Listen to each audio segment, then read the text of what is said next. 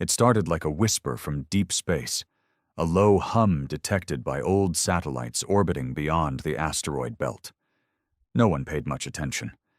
Signals came and went, radio noise, dying stars, distant neutron pulses.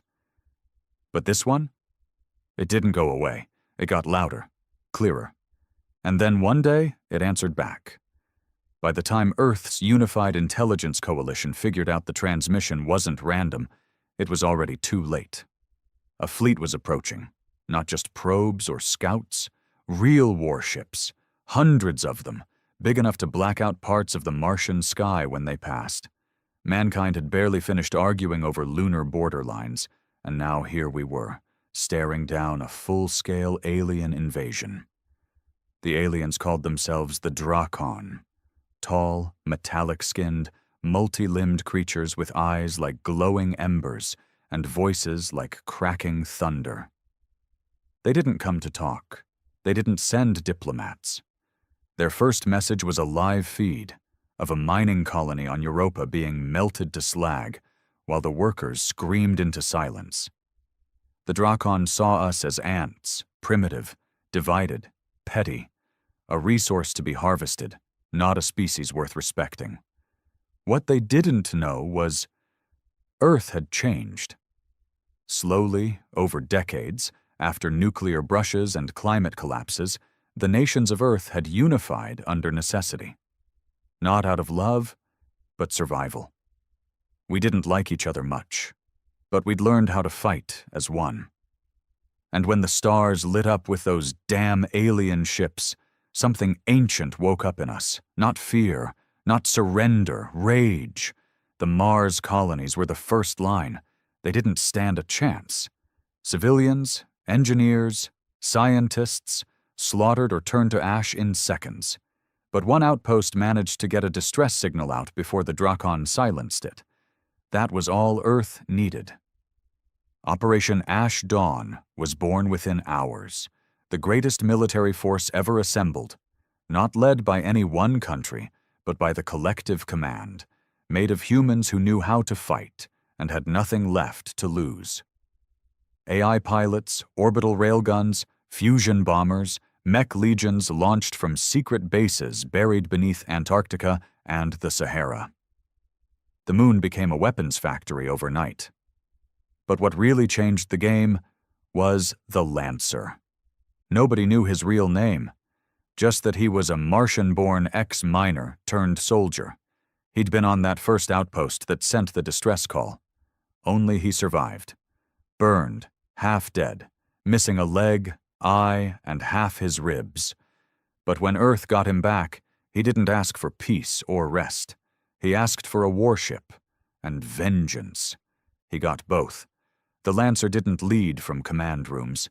He piloted the last of the Valkyrie-class dreadnoughts, old Earth war relics from the Arctic conflicts, retrofitted with stolen alien tech from decades-old black projects. They said he hardwired himself into the ship, that it responded to his rage more than his commands. First contact was near Phobos. The Drakon flagship, Morg Thul, hovered like a god over Mars' red surface, a massive engine of death. Their general sent a broadcast demanding Earth's surrender, listing coordinates of Earth cities they planned to obliterate in sequence. The Lancer didn't reply. He just fired. The beam from the Valkyrie's core cannon split Morg Thul in half, just like that. No warnings, no theatrics. 1 second there was a threat. The next, silence. That moment changed everything. The Drakon underestimated Earth.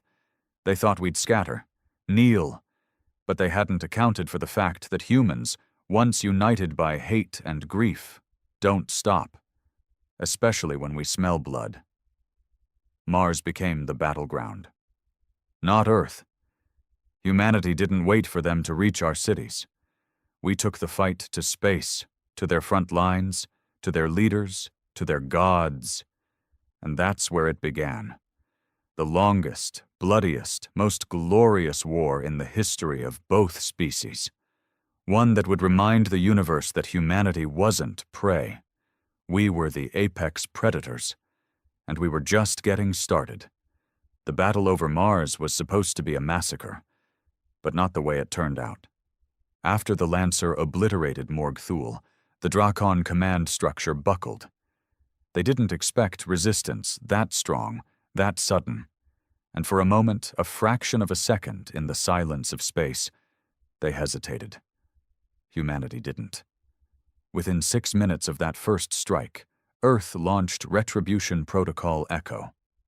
68 dreadnoughts emerged from low-orbit cloaks around the Martian moons, accompanied by over 200 drone squadrons, armed mining rigs repurposed as kamikaze missiles, and weaponized orbital debris. Every piece of junk humanity had ever launched into space was now a bullet. The Drakon formation scattered, but it was too late. What happened next would later be known as the Red Sky Offensive. Thousands of Earth pilots, most with no real military training, just raw grit and rage, swarmed the alien fleet like hornets around a fire. They weren't just soldiers. They were sons and daughters of the colonists who'd been slaughtered, engineers who'd lost friends, farmers who watched entire supply lines wiped out. It wasn't just war anymore. It was personal. And humanity fights best when it's personal. The Drakon retaliated quickly. Their ships, enormous biomechanical constructs, bled blue fire across the Martian orbit. They didn't fire conventional weapons. Their tech was different. Organic beam systems that operated like nervous breakdowns in space. Whole ships writhed like living things, targeting human vessels by sensing emotion or electromagnetic panic. They took down 15 Earth dreadnoughts in the first hour. The screams were cut off mid-sentence in comms. Ships cracked open like tin cans. Human pilots fried in their suits as the Drakon unleashed what we later learned was a type of neuro-shockwave cannon, something designed not to kill, but to torment. But we kept pushing. The Lancer led the charge. His Valkyrie-class ship, the Revenant, was a monster. It had no crew, just him and the AI network embedded in the walls. The ship didn't operate by logic. It reacted to his fury, his pain, and the Lancer had plenty of both. No one knew his full story. Rumors spread across Earth's intercom networks like wildfire. Some said his wife and daughter were burned alive in a Martian hydrodome. Others claimed he used to be a peacekeeper, forced to execute colonists to stop riots during a food shortage. The only confirmed truth was this: the Drakon tried to kill him, and failed. And now he made it his mission to return the favor 1,000-fold. He didn't fight like a commander. He didn't give orders from the rear. He charged the front lines, dragging the enemy's attention like a magnet. Wherever the Revenant went, Drakon ships followed. And wherever they followed, they died. He called it the Lancer's Trail. Behind him, Earth ships swarmed in, fighters, drones, old Cold War retrofits patched with modern fusion drives. It didn't matter what flew. It just mattered that it had firepower and a human behind it willing to die with fists raised. 3 hours into the Red Sky Offensive, Mars' orbit looked like hell had cracked open. Flames and debris circled like metallic storms. Red dust from the surface kicked into orbit from falling debris. One of Mars' moons, Deimos, was split in half by a collision between a Drakon command cruiser and a nuke-laden human freighter. The explosion turned night on Earth red. But the turning point didn't come from firepower. It came from a human mistake. Somewhere in the chaos, one of Earth's drones malfunctioned, an old mining AI from the Siberian Systems Corp. It didn't recognize the difference between Drakon tech and human fleet beacons. It went rogue, pierced through enemy and ally lines alike before slamming directly into a power node aboard the Drakon central ship. No one knew what it had hit at first. But the moment the drone crashed, everything shifted. The Drakon fleet twitched. Literally. Their ships spasmed. Systems blinked. Their firepower dropped by 30% in an instant. Whatever the drone had struck, it was essential. Later intelligence would confirm it was a hive relay node, responsible for syncing commands between the Drachon ships. They weren't independent vessels. They were an extension of a single queen intelligence. And humanity had just given her a concussion.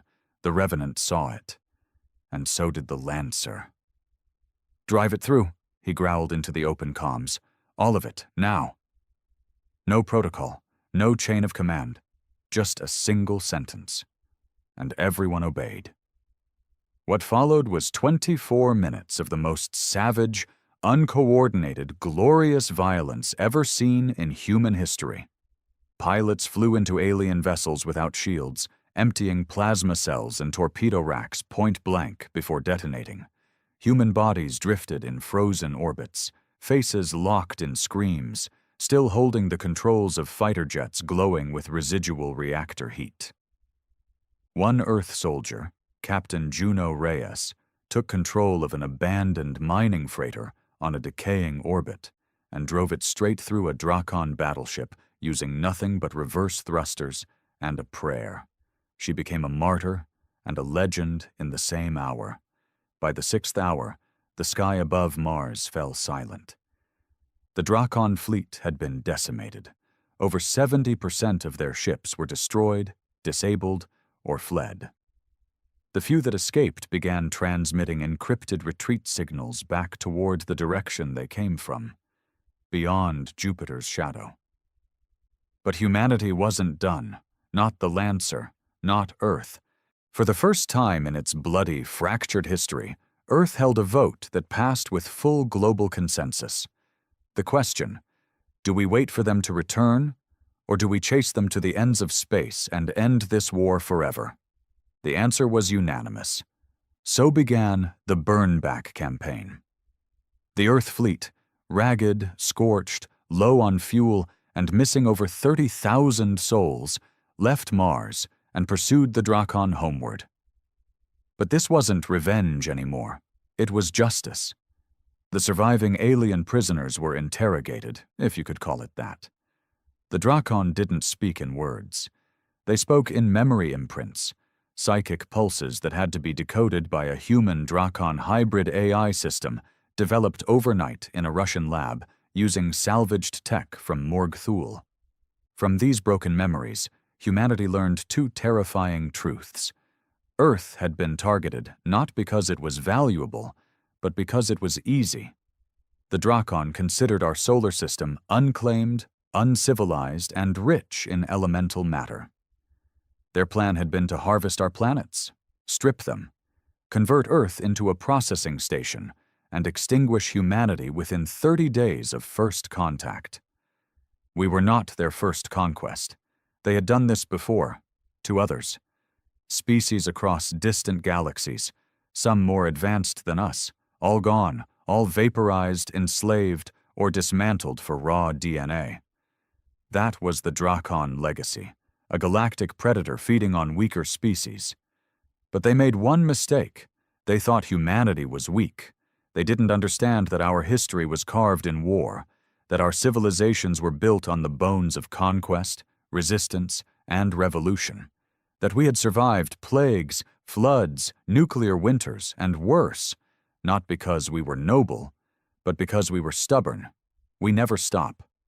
By the time the remnants of the Earth fleet reached Jupiter's orbit, something had changed in all of them. They no longer thought of themselves as Earthlings, Martians, or colonials. They were humanity. One blood. One goal. One species determined to wipe its name into the stars with fire. And far beyond Neptune, in the cold silence between galaxies, the Drachon Queen stirred from her psychic slumber.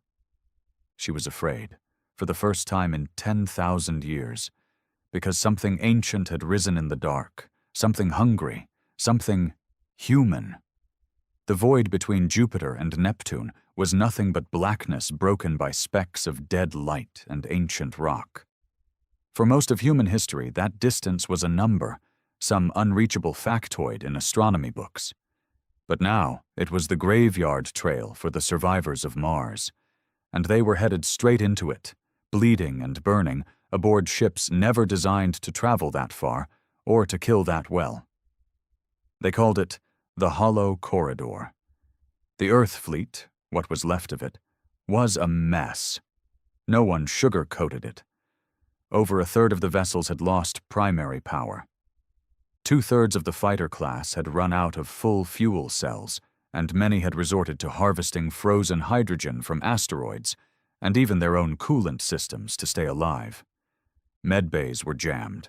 Supplies were rationed down to the breath. Some pilots hadn't slept in days. Some hadn't spoken since Mars. But none of them turned back. They couldn't. Not after what they saw in the memory pulses. The visions pulled from Drakon prisoners haunted every waking moment. Genocides reenacted in horrifying detail. Alien cities shriveled into ash while their suns were swallowed by planetary-scale machines. Children who screamed without mouths. Civilizations that had lasted eons, reduced to dust in minutes.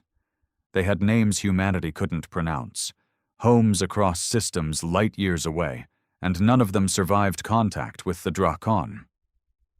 The worst part? The Queen fed off it. Her memory was made of screams. And now she knew who we were. The Queen had awakened. Somewhere deep beyond Neptune, inside a nest they hadn't yet located, she had stirred. The psychic field she projected was starting to touch the minds of humans on board, just barely. Dreams twisted, nerves frayed. It was subtle at first. Then it got stranger. Some crew members began speaking in fractured alien words. Others collapsed under hallucinations of galaxies dying in front of them. But humanity adapted, as it always had. A new division formed, Neurofront Command. A crew of psychics, scientists, rogue AI engineers, and a few unlucky humans who'd already been touched by the Queen's visions back on Mars. They became the shields of the fleet. Their job? To intercept psychic emissions and decode them, filter them, absorb them if necessary. Half of them died in the first 2 days. The other half became something different. Hardened.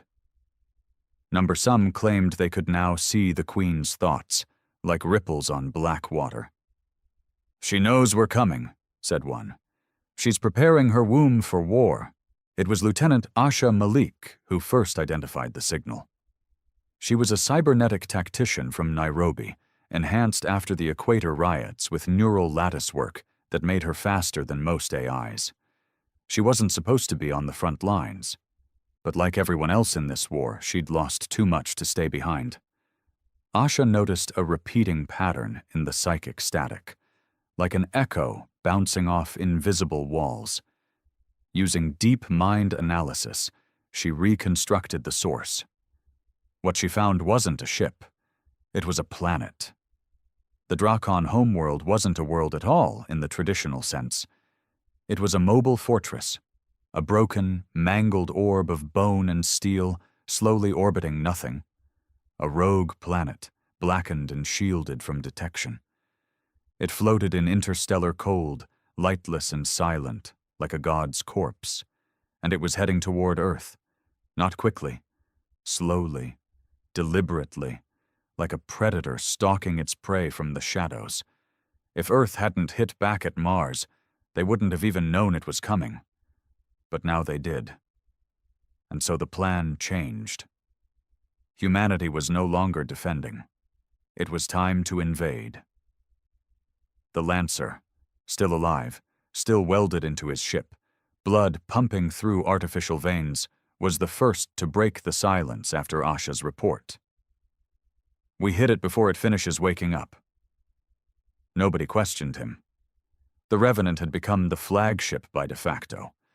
No one had the courage to argue with the man who'd turned the skies of Mars into a funeral pyre for an alien armada.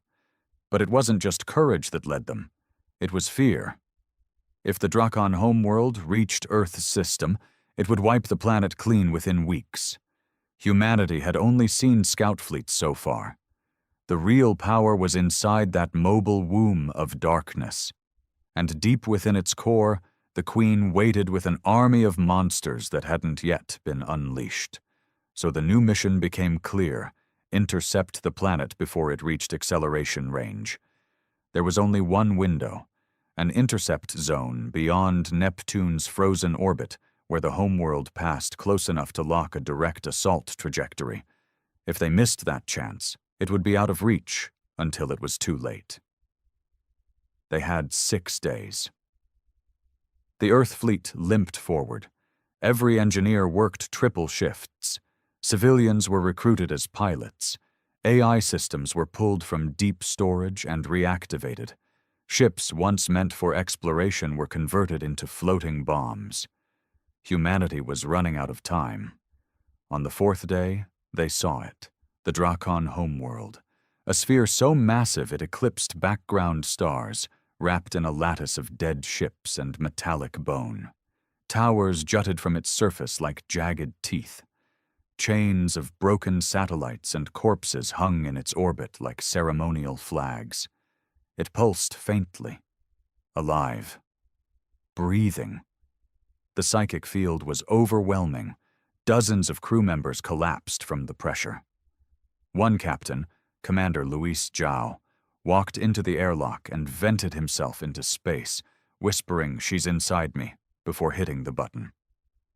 Still, humanity pressed on. A final war council was held aboard the Revenant. It wasn't formal. No uniforms, just survivors, commanders, and madmen gathered in a circle of holomaps. The plan was insanity. They would use their remaining fusion cores to create a breach in the planetary shell, just long enough to deploy a strike team of specialists through the opening and reach the Queen's nerve chamber. "Kill the brain," Asha explained, "and the body collapses." But it wasn't just about killing. They needed to destroy the entire psychic lattice. If any part of the Queen's mind survived, she could rebuild. They had to burn it to ash. The final team was chosen, the Lancer in the Revenant to punch the hole, Asha Malik to locate the Queen's chamber through mental mapping, Sergeant Elias Boone, Earth's most decorated close-quarters warrior, known as the Butcher of the Luna Riots, Dr. Hannah Velt, biospecialist and survivor of the Europa massacre. She knew more about alien DNA than anyone alive. And finally, Unit 0, a cybernetic child grown in a lab and trained to interface with alien psychic tech.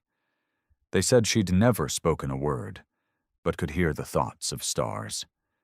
They were Earth's last bullet. At 0 hour, the Revenant ignited its core and rammed the Drakon surface. The explosion lit up the blackness like a new sun. A hole, bleeding light and shadow, tore through the planet's crust. And through that opening, the strike team dropped, one by one, into the dark.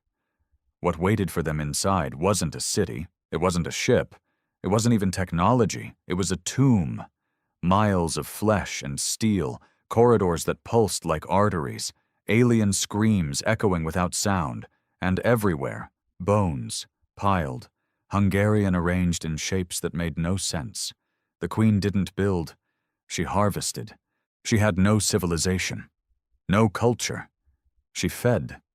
She absorbed. She consumed the identity of every species she destroyed and kept their remains as reminders of her hunger. Now humanity was inside her. The final chapter had begun. They dropped like bullets into the bleeding hole torn through the Drakon planetary shell, falling in silence except for the rapid, synchronized beeping of their oxygen monitors. No one spoke. There was no room left for words. Everything that could be said had already been burned into blood back in Mars's orbit. Inside the Drakon homeworld, the laws of nature twisted. It was neither flesh nor metal. It was both. The corridors pulsed with wet breath, ribbed walls gleaming with a membrane that felt alive. Metallic fibers ran through the structure like veins, carrying flickers of bioluminescence that dimmed and brightened in strange rhythms, almost like they were reacting to the team's presence. Asha Malik's visor flickered with psychic interference the second they landed.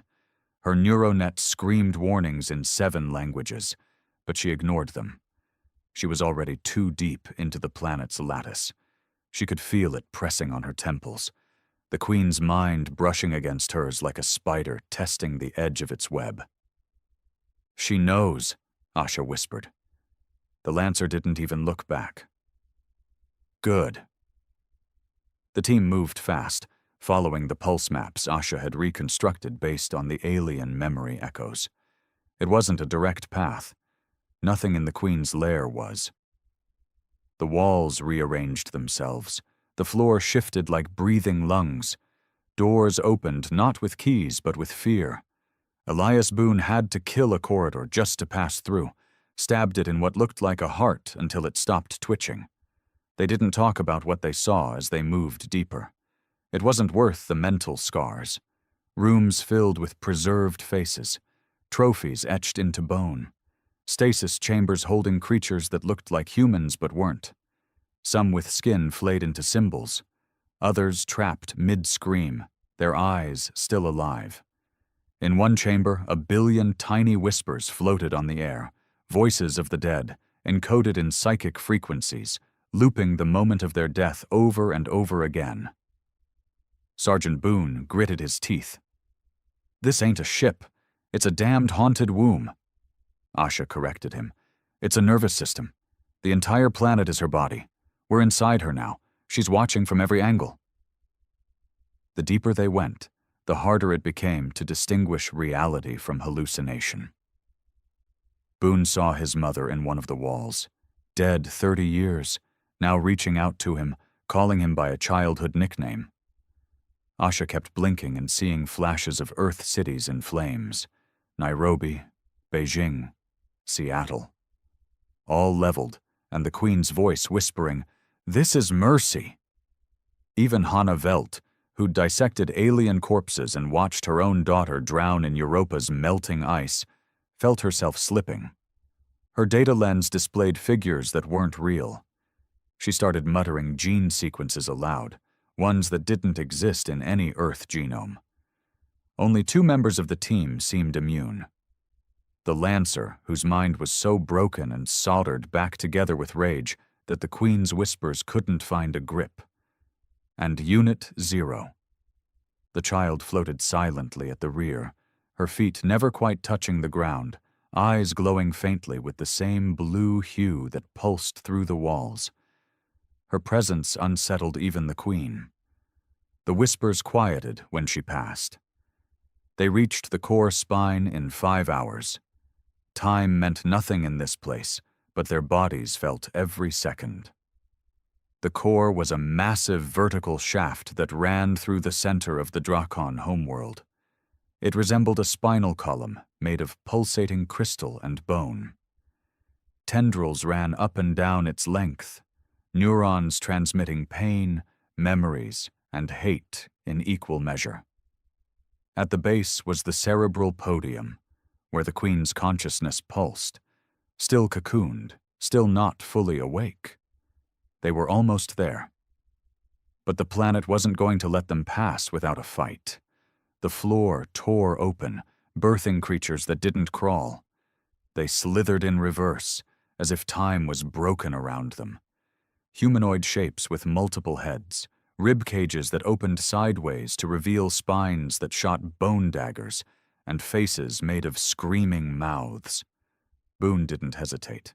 He opened fire with plasma rounds, even as the things moved faster than any human reflex could match. The hallway erupted in fire, acid, and blood. One of the creatures ripped open Hannah's side before she blasted it apart, her insides pouring out with every breath. Still, she kept moving. "We don't stop!" the Lancer roared, activating the Revenant's last gift, a shoulder-mounted drone that dropped behind and self-detonated, collapsing the corridor behind them to buy time. Boone was bleeding from 3 places. Asha had lost half her left arm to a corrosive bite, her suit sealing over the stump with screaming nanobots. Hana was dying. Unit 0 was untouched. The Queen's voice grew louder. "You do not belong. You are mistakes. You are my food. You are my warning." And beneath that, laughter, cold, curious, dissecting. They reached the cerebral podium. It rose like an altar made of brain matter and bone, veins of light running through it like glowing roots. In the center, the Queen, or what was left of her. She was not a body. She was a consciousness, stretched and cocooned in a sphere of pulsating tissue and crystal. A face flickered within it, shifting through 100 species per second. Sometimes human, sometimes not. A hive mind made flesh, sleeping, dreaming, growing. They had minutes before she fully awakened. "This is it," Asha said, stumbling toward the control pillars. "Once I interface and drop the neural firewall, 0 can get in. She'll overload the psychic core from within." Boone nodded, his voice dry. "What happens to us?" Asha didn't answer. She didn't need to. None of them were getting out. This was a suicide run. It had always been. The Lancer stood before the Queen's cocoon. She turned her attention to him directly now. "You think pain makes you strong," she whispered, "but it only makes you soft. You carry your dead like weights. I consume mine." He stepped closer, unholstering a plasma knife. "You're damn right I carry them," he said quietly. "They remind me of what I'm killing you for." Asha began the interface. Data surged through her remaining neural threads. Painful, overwhelming, alien. She screamed as her brain touched the Queen's for the first time, but she didn't stop. 0 moved forward. And then the Queen screamed, a howl not of pain but of rage. Unit 0 had touched her mind, and for the first time in her ancient existence, the Queen realized something horrifying. She couldn't read the child. 0's mind was a mirror, a black void reflecting her own hatred back at her. 0 stepped into the podium, her body dissolved into light, no, into code, streaming into the psychic lattice like a virus. Boone turned to the Lancer. "You feel that?" The floor was shaking. Not like before. This was collapse. The Queen was unraveling. Every memory she stored, every species she consumed, disintegrating in bursts of psychic backlash. 0 was wiping her from existence. The Queen shrieked in fury, flinging shards of thought and nightmare at them, visions meant to kill, to freeze them with terror. Asha saw her mother's suicide. Boone relived the moment he mercy-killed his own squad on Luna. Hana saw her daughter drowning again, her screams lost in the Europa ice. But none of them faltered. They stood their ground as the mind of a god died screaming in front of them. The last thing the Queen said was not a curse or a threat. It was confusion. "What? Are you—" 0 never answered. Because humans don't explain themselves to monsters. The cerebral podium exploded. Silence. Not the calm kind, the kind that feels like it's holding its breath. That's what followed the explosion inside the Drakon cerebral podium. No screams, no collapsing walls, no triumphant music. Just a blank, stifling silence, like the universe itself was stunned. Then came the shaking. It started subtle, small vibrations that ran under their boots. But in seconds, it turned into violent tremors that snapped support beams and sent the walls of the Queen's chamber convulsing like a dying animal. The Drakon homeworld, now decapitated, was crashing into a neural death spiral. They did it. 0 had done it. The Queen's consciousness had been obliterated, wiped from her own lattice from the inside out. Her psychic network collapsed with her, and across the massive biomechanical planet, systems began failing all at once. Lights dimmed, pulses flickered. The breathable atmosphere flicked in and out, replaced by toxic, sulfur-rich gases. The walls began decomposing into a sludge that reeked of rot and metal. But no one cheered. There was no victory cry, no fist raised, because the cost was real and immediate. Dr. Hannah Welt died first. She'd collapsed moments before the explosion, her internal bleeding catching up to her. She hadn't cried out, hadn't begged. She just sat down against the pulsing wall and whispered her daughter's name one last time. Asha was still alive, but barely. The neural link she forged with the Queen's mind had fried half her brain. One eye was blind. Her speech was slurred. Blood poured from her nose and ears. Every breath was agony. She staggered forward like a ghost, running her hand along the wall that was now decomposing into a thin, crumbling membrane. Sergeant Boone carried her over his shoulder. He was limping, drenched in sweat and blood, his plasma rifle out of charges.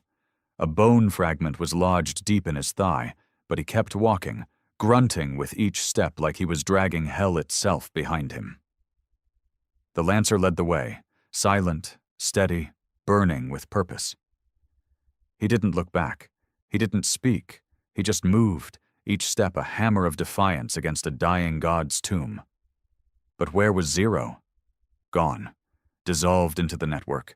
There was no trace of her body, no voice in their comms, no heat signature, just a faint hum in the walls, one last psychic echo, soft and fading, like a lullaby from a child that never cried.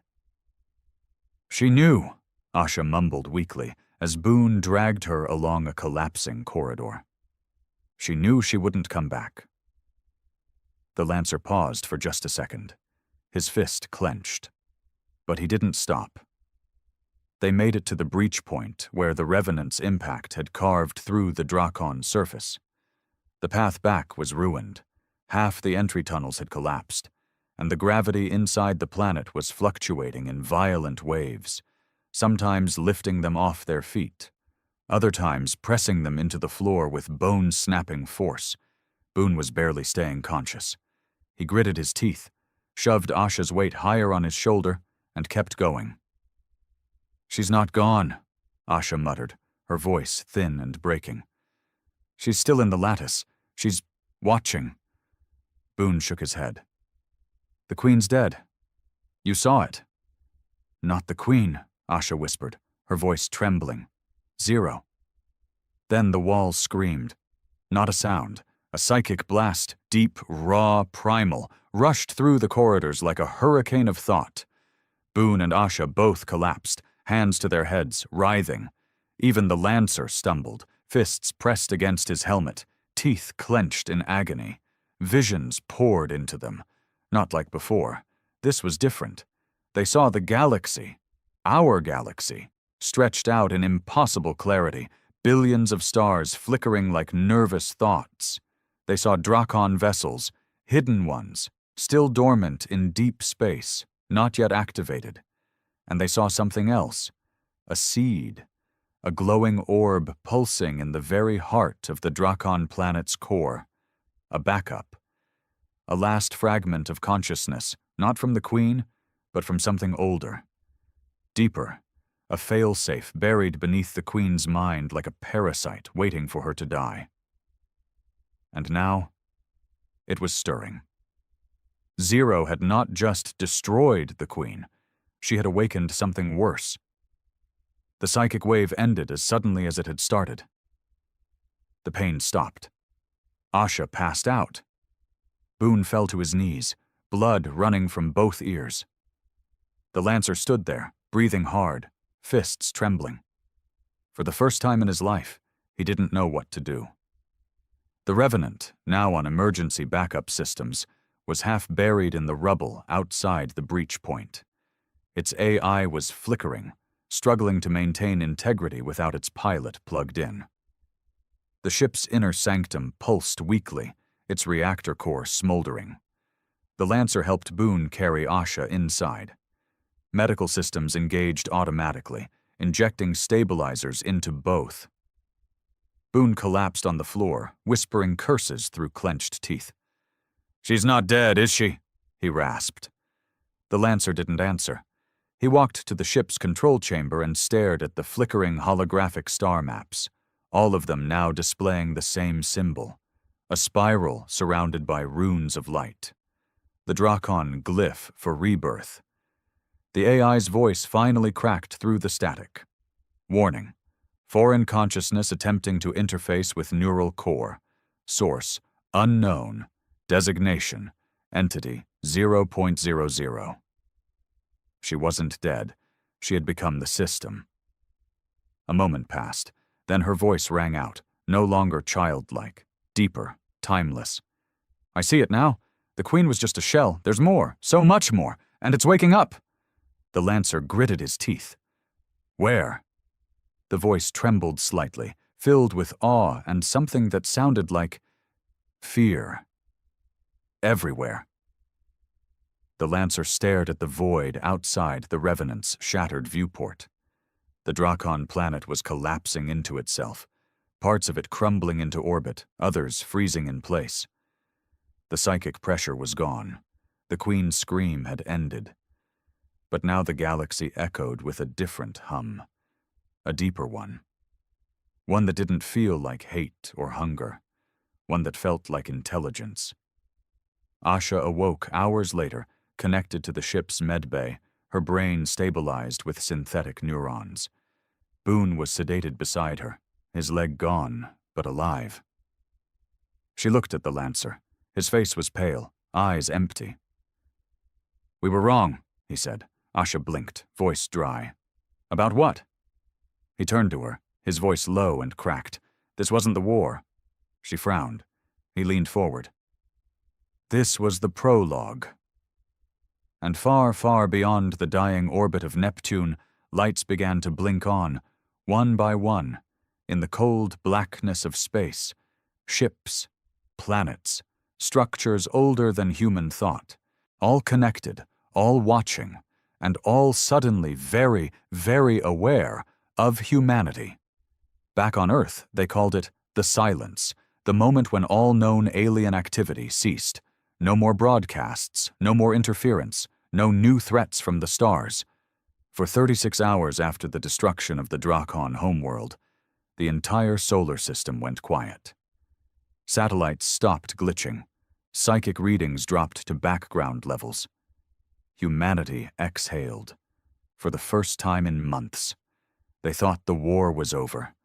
Back on Earth, they celebrated. World leaders lit candles for the dead. Colonies on Mars broadcast the words, "We survived," in 20 languages. Songs were written. Statues were planned. The Lancer, Boone, and Asha, barely alive, were hailed as immortal heroes. But in orbit beyond Neptune, the Lancer didn't celebrate, because he'd seen what the others hadn't. He sat inside the silent hull of the Revenant, helmet off, staring out at the starless void. His body was healed by nanotech and meds. But something deeper, something behind his eyes, was hollow now. He wasn't resting. He was listening. And he wasn't alone. Unit 0 had become part of the ship's neural core. Her voice echoed softly through the Revenant's systems. Not in words, but in pulses, fragments of emotion and imagery that only he could interpret. It wasn't the voice of a child anymore. It was a consciousness expanding faster than any human mind should survive. She had touched the Queen, absorbed her, and from that fusion she had changed. He felt her even when she didn't speak, like a second mind inside his skull. At first it had disturbed him. Now it just kept him alive. Asha, recovering in orbit, reached out daily from the medbay. Her body was still weak, but her mind hadn't stopped working. She'd started to map the echo fields in the surrounding void, residual psychic vibrations the Queen left behind before she died. Only, they weren't fading. They were growing. Something else was pulsing in the black, distant, cold, ancient, and waking up. She'd brought her data to the UIC, Unified Intelligence Coalition, but the bureaucrats had buried it. Residual noise, they called it. Echoes of trauma, not a threat. But she knew better. So did the Lancer. And on the 5th day of the silence, the stars blinked. Thousands of them.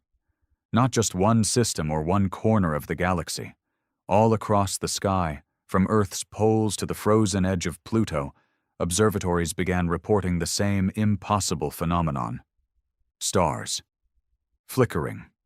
Not dimming, not dying, just blinking, as if something colossal had moved in front of them.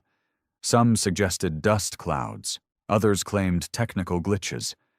But the psychic communities across Earth knew the truth. Something was arriving, something big enough to cast shadows across light years. Asha called it the curtain. Zero, her voice faint in the Revenant's neural stream, gave it another name. The audience. The Lancer stood at the bridge as the ship's external scans began to register impossible readings.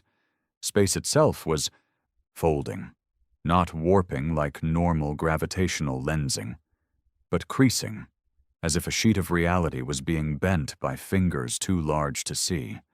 And from those creases, they came. Not ships, not in the way humanity understood them. Monoliths, structures the size of moons, completely black, unscannable, gliding silently through space without propulsion or light. Each one was shaped differently, one like a perfect cube, another like a twisted spiral, a third that resembled a dripping tree made of stone and wire, growing upside down. They surrounded the solar system like sentinels, watching, waiting. And then the first message arrived. Not in a language, not through radio waves, but through dreams. Across Earth, people began to wake up screaming. Not just soldiers or psychic-tuned individuals. Everyone, children, scientists, mechanics, governors, random citizens. And they all saw the same thing, a black sphere, an eye without color or shape, and a word that had no meaning but felt like a verdict. Observed. Back in the Revenant, the Lancer collapsed from the overload. Zero's energy surged through the ship's systems, trying to buffer the intrusion. But even she was overwhelmed. These weren't Drakon. These were the ones behind them. Zero's fragmented voice barely made it through. Not invaders, not conquerors. They record, archive. Witness what? The Lancer rasped. A pause. Then, extinction. The Drakon had not been the apex predator. They were the Apex Project, a bioweapon crafted by something older to maintain balance through annihilation. The Queen wasn't born. She was grown, designed, released into the galaxy to keep species from growing too bold. Earth was never supposed to survive. But now that it had, the architects had come to look. The audience had arrived, and they weren't here to kill. They were here to judge. Asha finally connected directly with the Revenant, hacking into its quantum relay node from the Mars orbital base. Her voice crackled through the static. I've cross-referenced psychic dream logs with data from our deep probe telescopes. The monoliths are older than this galaxy. Why now? The Lancer asked. Because we screamed, Asha said bitterly. When Zero took down the Queen, it sent a ripple across the lattice, like a gunshot in a church. The Lancer looked out at the stars. So what do we do? Her voice was tight. We survive. Again. We prepare. We show them what humanity is made of.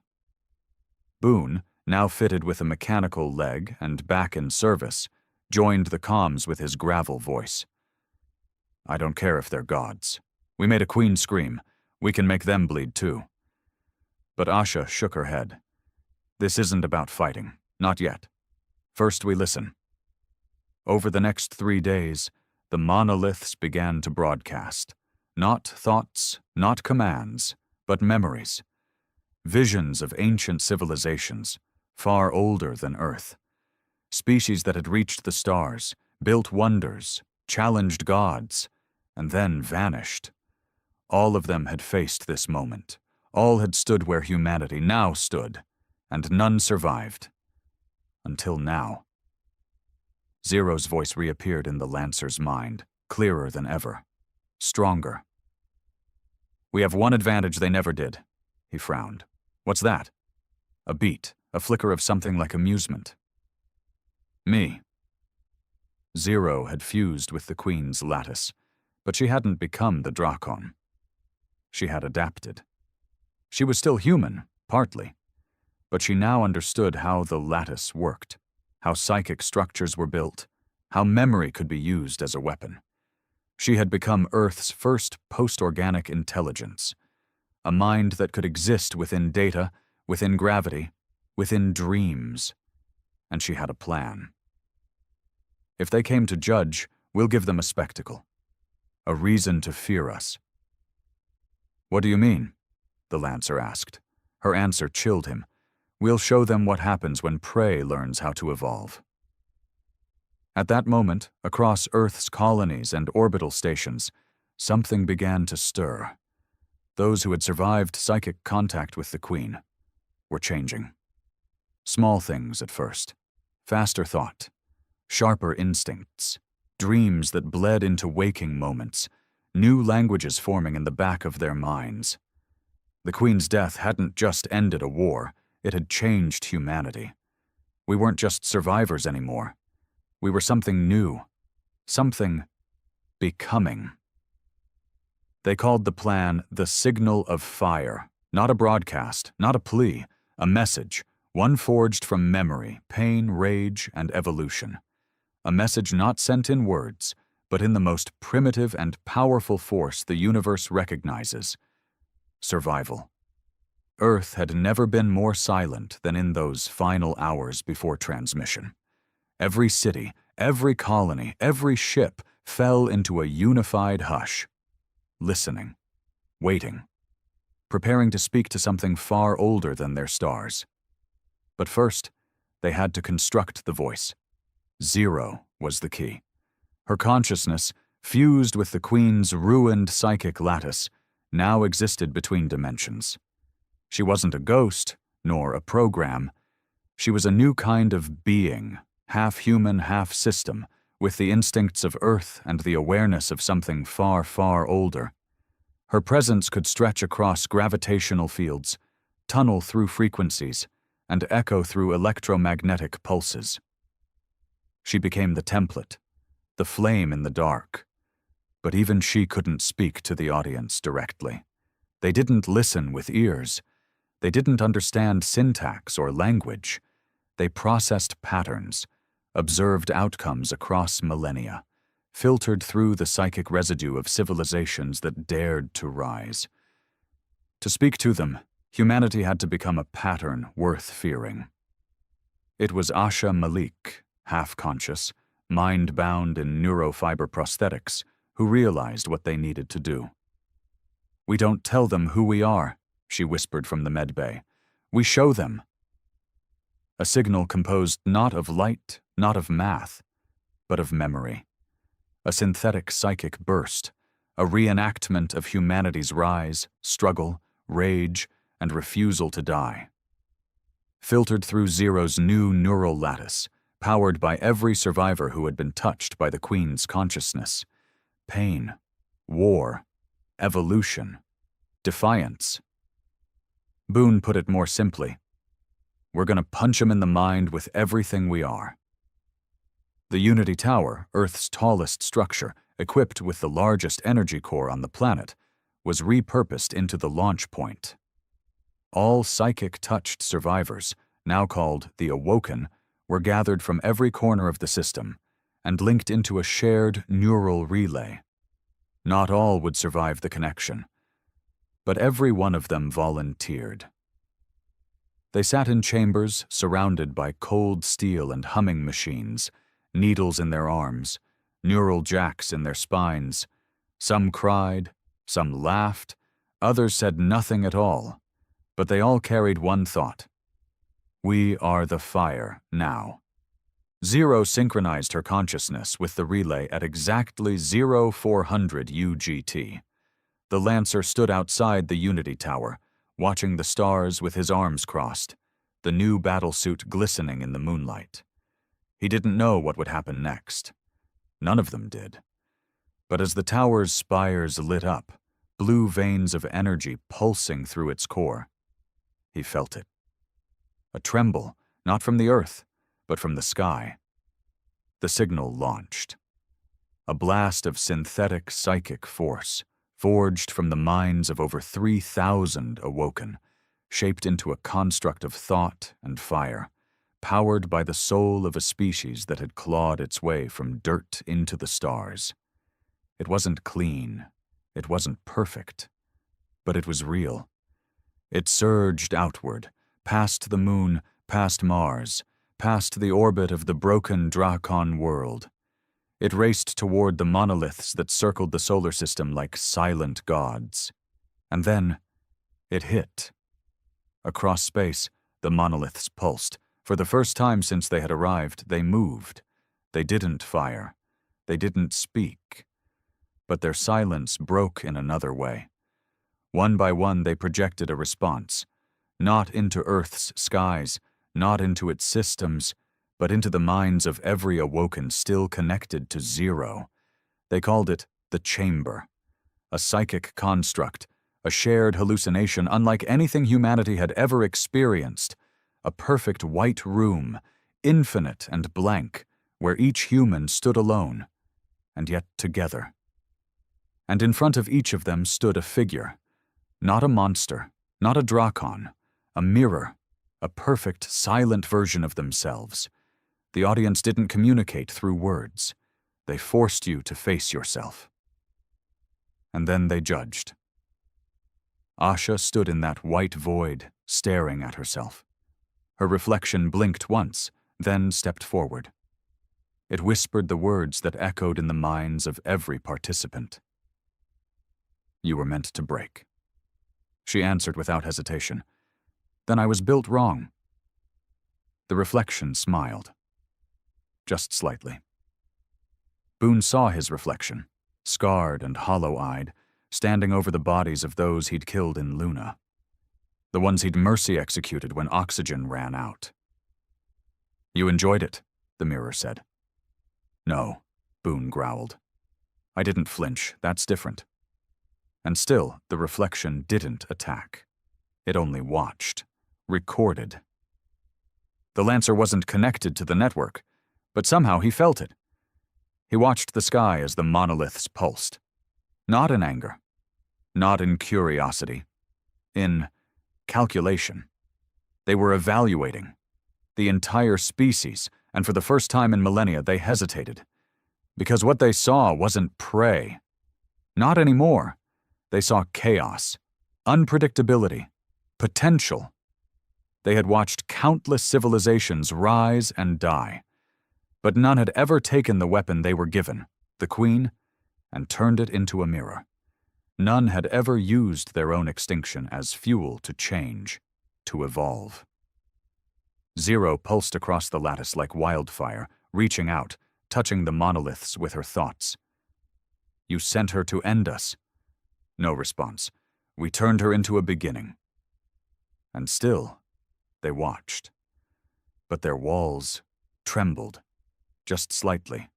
One monolith, a spiral-shaped one near Jupiter, began to collapse inward, folding into itself like glass warping under pressure. Not breaking, retreating. Another, the upside-down tree, began to recede into the void, its light fading. A third fractured. It was working. The signal of fire didn't destroy them, but it unsettled them. It changed the pattern, and for the first time in recorded galactic history, the audience pulled back. But not all of them. One remained. It hovered above Pluto's orbit, perfectly still. It hadn't moved, it hadn't flickered, it hadn't responded to the signal. Until now. It pulsed once, and across the entire human network, a single thought entered every mind. "We see you." And then the monolith cracked open, From inside emerged a form. Humanoid. Tall, wrapped in shifting plates of light and shadow, with eyes like twin black stars. It didn't speak. It simply floated forward, toward the solar system, toward Earth. It was not a Drakon. It was not a god. It was a representative. Boone locked eyes with the Lancer across the tower's landing zone as the warning alarms screamed through the sky. "It's coming," Boone said. The Lancer nodded. "Let it." Zero's voice echoed across the neural network, calm and collected. "The trial has begun." Asha stood in the center of the chamber, her body weak but her mind strong. She stared at her reflection, now split in two, one side human, one side alien. It whispered, "You think pain makes you worthy?" She shook her head. "Number, but it makes us dangerous." The reflection smiled and vanished. Back on Earth, the skies split with fire as the being descended. It didn't burn, it didn't crash, it simply appeared. Above the oceans, above the cities, above the pain. It hovered for 13 minutes, watching, listening, recording. Then, without a sound, it raised one hand and pointed toward the Lancer. Every satellite turned, every ship scanned, every psychic screamed. It had chosen. The Lancer stepped forward, fists clenched. "I'm right here." And in a beam of black light, he was gone. The beam didn't burn. It didn't tear through matter or transport him with light.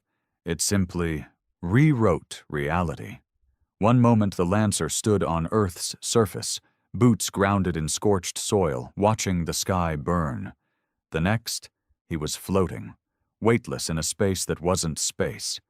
Everything around him was dark, not black, but absolute. Not empty, but impossibly full, like the inside of a thought before it becomes language. Sound didn't exist here. Neither did time. He was alone, until he wasn't. The being appeared in front of him. Tall, silent. Its form shifted with every breath he didn't take. First a silhouette, then a body wrapped in glowing veils, then something closer to a man, and then not. Its face was always unfamiliar. Its eyes were always still. It wasn't trying to intimidate him.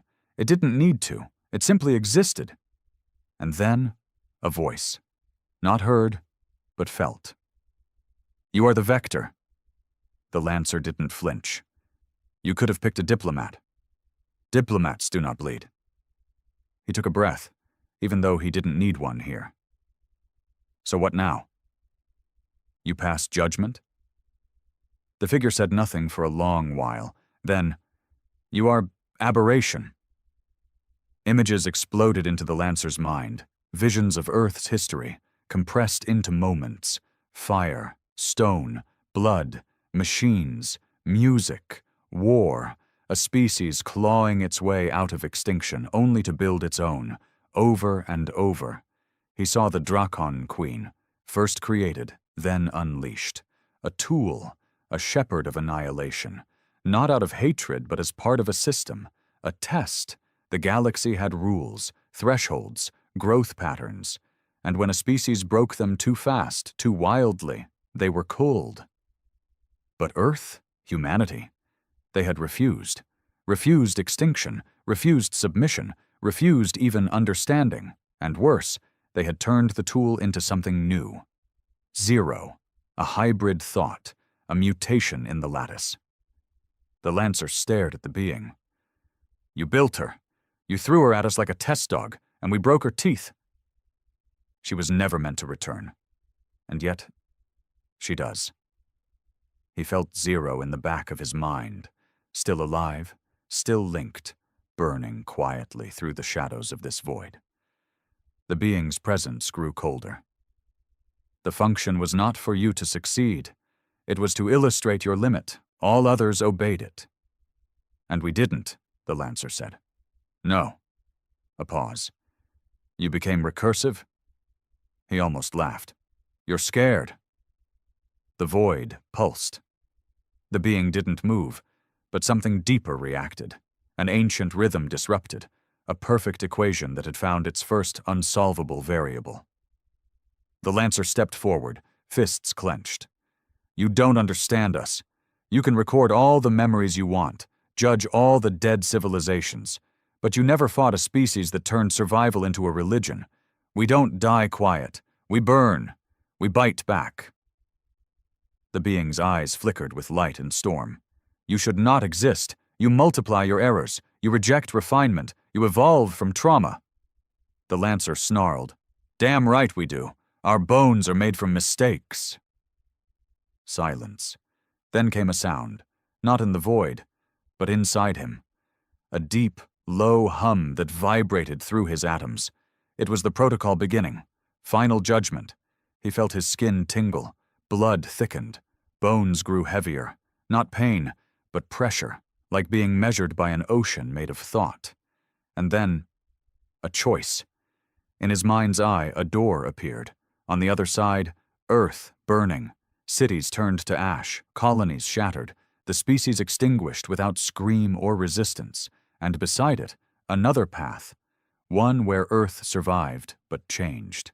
Humanity absorbed into the network. No more wars, no more pain, no more independence. Peace at the price of everything else. The Lancer stared at both, silent, weighing the impossible. Behind him he heard a whisper. "Zero. They want you to surrender to the illusion of control, to believe peace means obedience." He clenched his jaw. "Then I'll die a loud mistake." He turned away from both doors, walked into the void. The being's voice thundered. "There is no third path." The Lancer looked over his shoulder. "There is now." And with that, he punched the wall of the void. Not metaphorically. He struck with every memory in his body, every scream, every death, every time humanity had been pushed, cut, cornered, and refused to go down. He punched with the rage of 1,000 dead colonists, the scream of children on Europa, the fire that burned in Mars's orbit, the echo of a queen's last cry. He punched with all of it, and the void cracked. Light bled in, not gentle, not soft, wild, bright, human. The chamber exploded. Back on Earth, the skies shimmered. The monolith that hovered over Pluto shattered. The others, those that had once encircled the solar system like executioners, retreated, silently, one by one. Gone. Asha, watching from the Mars orbital station, wept without knowing why. Boone stood on the balcony of Unity Tower, face to the sky. "And Zero?" she screamed, not in fear, in joy, because she had felt it, the impossible. He survived. The Lancer opened his eyes.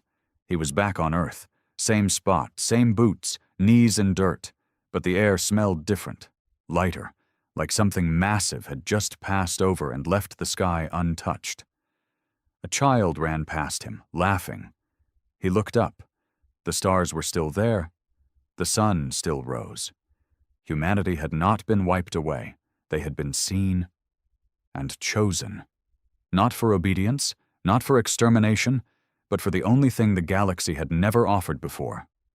Respect. Zero's voice echoed softly in his ear. "They're gone, but they'll keep watching." He nodded.